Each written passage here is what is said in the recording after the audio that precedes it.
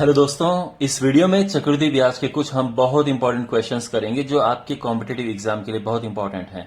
और इन सभी क्वेश्चंस को करने का मैं आपको बिल्कुल शॉर्टकट तरीका बताऊंगा। Let's start. पहला क्वेश्चन है आपके सामने है, कोई धनराशि है वो 15 सालों में डबल हो जाती है, 2 गुनी हो जाती है। तो हमें यह बताना है कि वो 8 गुनी कितनी वर्षों में हो जाएगी। क्वेश्चन समझ आ गया? यानी वो दुगुनी हो जाती है, 2 गुनी कितने वर्षों में? 15 वर्षों में। तो 8 गुनी कितने टाइम में हो जाती है, ये पूछा है। तो देखो, मैं आपको बहुत ही अमेजिंग इसका शॉर्टकट तरीका बताता हूं। चक्रवृद्धि ब्याज में जब भी ऐसा क्वेश्चन आपके पास आए कि पैसा इतना गुना हो जाता है, मिश्रधन इतना गुना हो जाता है इतने सालों में, तो आपको करना यह है कि यहां वाला करते हैं मल्टीप्लाई और यहां वाला करते हैं प्लस। देखो कैसे, ये 8 है तो 8 को 2 की फॉर्म में लिखो। देखो, आप जानते हो ना 8 क्या होता है? 2 गुणा 2 गुणा 2। समझ गए? अच्छा, देखो 2 गुना होता है 15 सालों में, फिर और 15 सालों में 2 गुना हो जाता है, और फिर और 15 सालों में 2 गुना हो जाता है। तो टोटल हो गए 45 वर्ष, और ये हमारा आंसर आ गया है। समझ गए? यानी जो ये 8 गुनी ये लिखा है, हमने इसको इस रूप में लिखना है क्योंकि इसका हमें पता है कि कितने वर्षों में होता है। तो 8 को हमने 2 गुणा 2 गुणा 2 किया, 2 दुने 4 दुने 8। तो देखो 2 गुना होता है 15 वर्षों में, लेकिन प्लस करना है, यहां गुणा मत कर देना, यहां प्लस करना है। ठीक है, फिर अगला जो 2 गुना वो 15 वर्षों में, और फिर अगला 2 गुना 15 वर्षों में। तो इस तरह से 45 वर्ष हो गए। पहला आंसर आ गया। समझ आ गया? अब दूसरा क्वेश्चन ये आपके सामने है। क्वेश्चन ये है कि कोई धनराशि 2 वर्षों में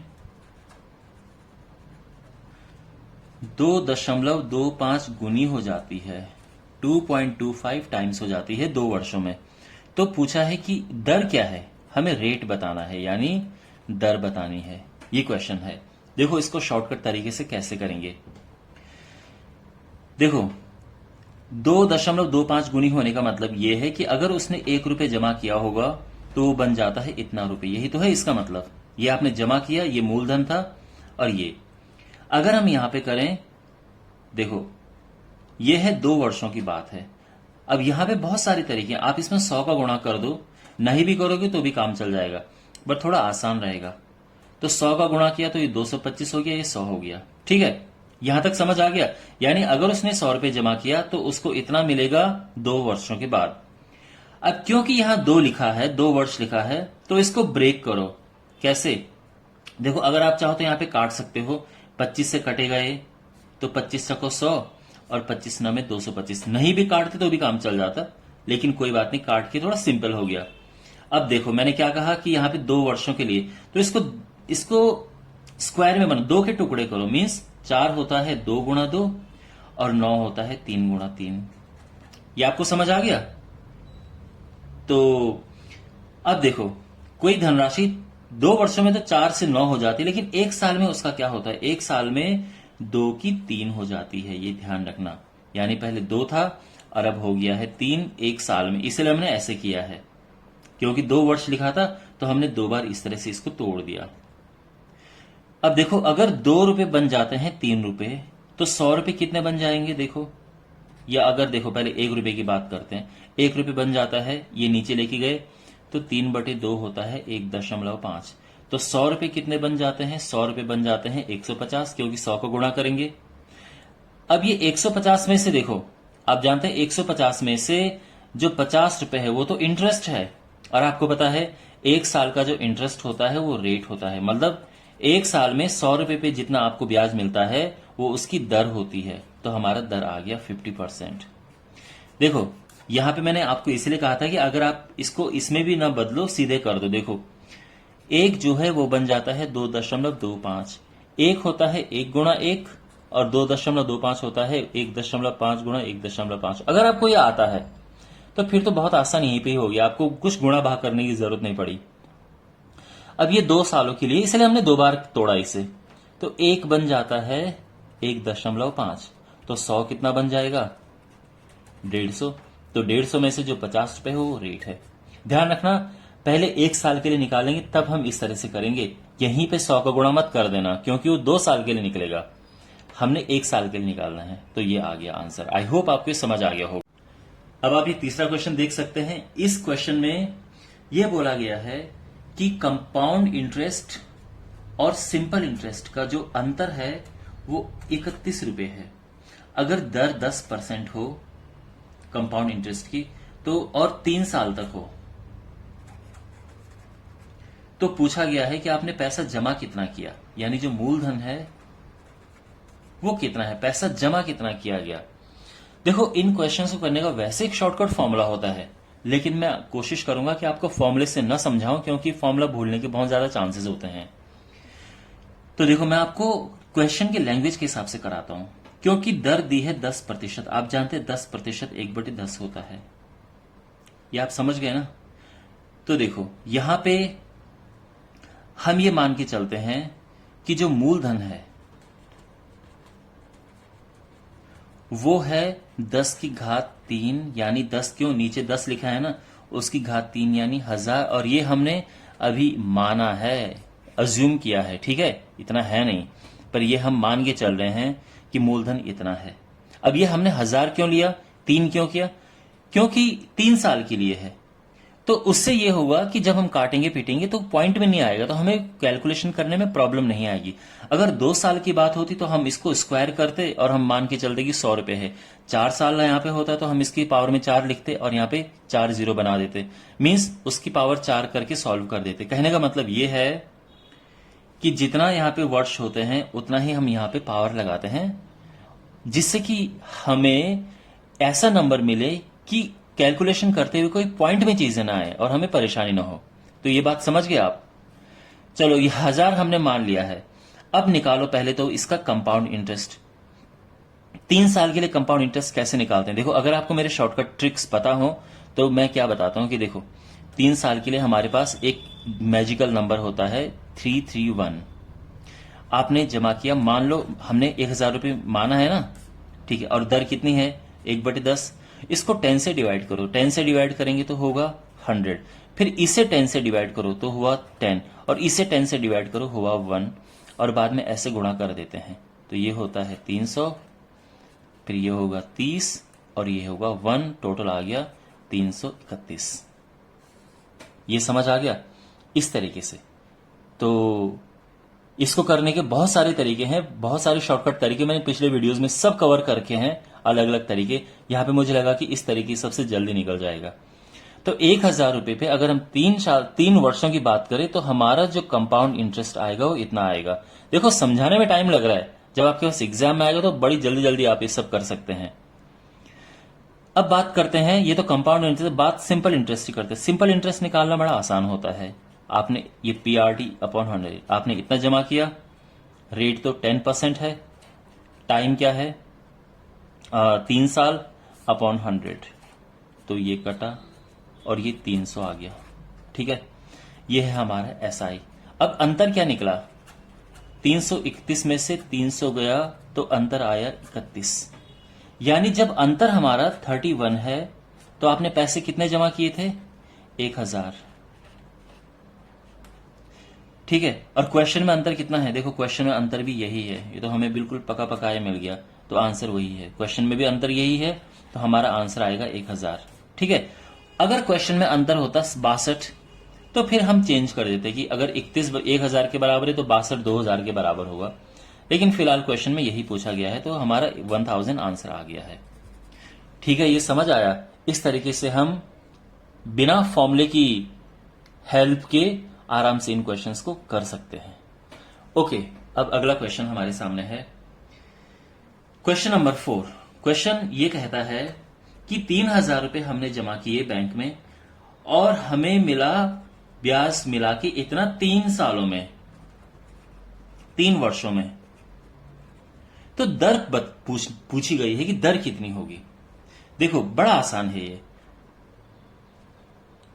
3000 जो है वो इसके बराबर है, देखो, यानी 3000 रुपए, इतने 3000 रुपए जो है उस पे इतना मिश्रित धन है। अगर मैं 1000 की बात करूं तो 1000 रुपए पे कितना मिलेगा, तो 3 से डिवाइड कर दो, 1000 रुपये पे इतना मिलेगा।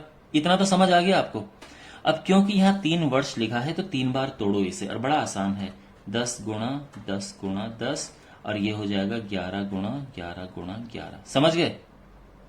यानी ये पहले साल के लिए है कि 10 से 11 रुपए बना, ये दूसरे साल के लिए है 10 से 11 बना, ये तीसरे साल के लिए 10 से 11 बना। ठीक है, यानी हर एक साल जो है 10 रुपए से बन रहा है 11 रुपए, यही हर एक साल की कहानी है। ठीक है, तो अगर 10 रुपए 11 रुपए बन रहा है तो 100 रुपए कितना बनेगा? 110 रुपए। तो रेट समझ सकते हैं आप, 100 रुपए पे 110 रुपए आपको मिल रहे हैं, तो इंटरेस्ट आपका 10 रुपए है, और 10 रुपए ही आपको 10% आपका रेट हो गया है। ठीक है, 10% दर हो गई है। आए समझ? देखो पहले ऐसा करना है, क्योंकि 3 वर्ष दिए हैं तो 3 बार तोड़ेंगे हम, और ये नंबर भी ऐसे आपको मिलेंगे कि 3 बार टूट ही जाएंगे। तो हर एक साल की कहानी है कि 10 रुपए में 11 रुपए मिलते हैं। देखो दर क्या होती है, दर आपको समझना बड़ा जरूरी है। दर होती है जो 100 रुपए पर आपको पैसे मिलते हैं एक साल में, ब्याज जो मिलता है उसको कहते हैं दर, वही दर है।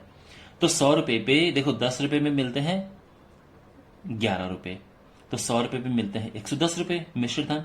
अगर मैं ब्याज की बात करो तो ब्याज तो 10 रुपए है ना, 100 रुपए पे 10 रुपए ब्याज मिल रहा है, तो वो दर हो गई। तो आई होप आपको ये समझ आ गया होगा। अब लास्ट क्वेश्चन देखो आप। तो इस क्वेश्चन में हमारे पास हमने क्या किया, इतना रुपए जमा किया, रेट है 4% और समय है 2 वर्ष। हमें बताना है चक्रवृद्धि ब्याज यानी कंपाउंड इंटरेस्ट। और क्वेश्चन में यह बोला गया है कि ये इसका छमाही आकलन किया है ब्याज का। ठीक है, छमाही आकलन किया है। तो देखो निकालते हैं इसका। देखो सबसे पहली बात, जो दर है उसे देखते हैं। दर है 4%। 4% होता है 4/100। ठीक है, और इसे काटेंगे तो ये आएगा 1/25। लेकिन ये है दर साल भर के लिए। अब क्योंकि छमाही आकलन करना है तो इसमें दर चेंज हो जाएगी, और दर उसमें 2 का भाग होता है। तो देखो इसमें 2 का डिवाइड करेंगे तो आएगा 1/50। और आप दूसरा ये भी तरीका अपना सकते थे कि हमारे पास 4% है, क्योंकि छमाही लिखा है और एक साल में 2 छमाही होती है, तो 2 से भाग दे तो ये 2% आ गया। सीधी सी बात है। ठीक है, और 2% क्या होता है? 2/100 यानी 1/50। तो आई होप आपको यहां तक समझ आ गया होगा। ठीक है, अब देखो 2 वर्ष में कितनी छमाइयां होती हैं? आप देखो 2 वर्ष में 4 छमाई होती है। एक साल में 2 छमाई, 2 साल में 4 छमाई। तो 4 छमाई यानी हमने 4 बार देखना है इसका। तो जैसे हम 4 सालों के लिए निकालते, याद है कैसा करते थे? 4 6 4 1, ये तरीका था 4 वर्षों के लिए निकालने का। तो हमने जमा किए थे 10,000 रुपए, और दर 1/50 है। ठीक है, 2 से भाग देने के बाद यही मिला हमें। तो क्या करना होता है यहां पे, याद है ना?